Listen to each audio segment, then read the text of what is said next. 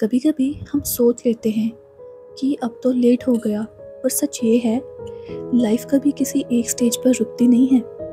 आप चाहे 20 के हों, 30 के हों या 40 के, जिंदगी हर वक्त आपको एक नया चैप्टर शुरू करने का चांस देती है।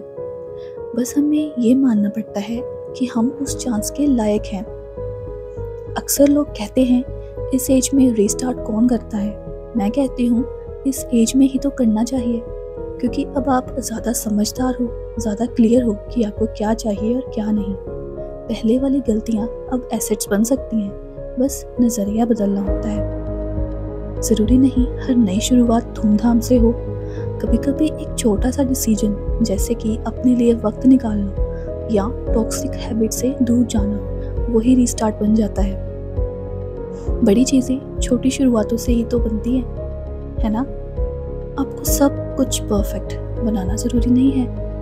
परफेक्शन का प्रेशर ही तो हमें रुकने पर मजबूर करता है। सोचिए, अगर सब कुछ परफेक्ट होता तो हम कभी इवॉल्व करते।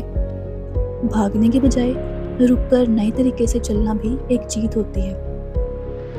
मैं ये नहीं कह रही कि नई शुरुआत इजी होती है, वो स्कैरी होती है, लोनली भी रख सकता है, लेकिन एक टाइम के बाद वही स्कैरी स्टेप आपका सेफ स्पेस बन जाता है। वही डर एक नई हिम्मत बनकर उभरता है। और अगर आप सोच रहे हो कि लोग क्या कहेंगे, तो ऑनेस्टली लोग पहले भी कुछ कह रहे थे और अब भी कहेंगे।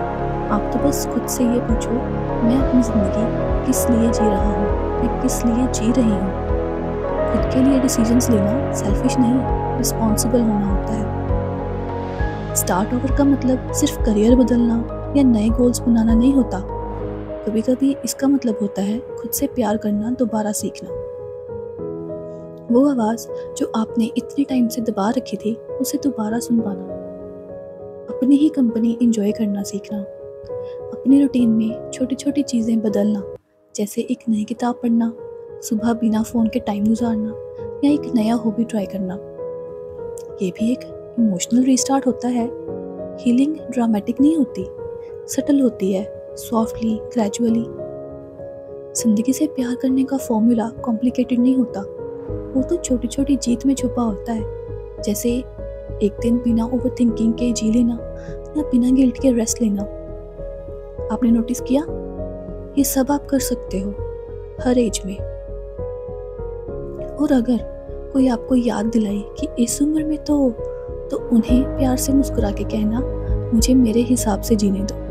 आपका सफ़र किसी के स्केड्यूल पर नहीं चल रहा, और ना ही आप किसी डेडलाइन के स्लेव हो। जिंदगी एक बार नहीं, कई बार मिलती है।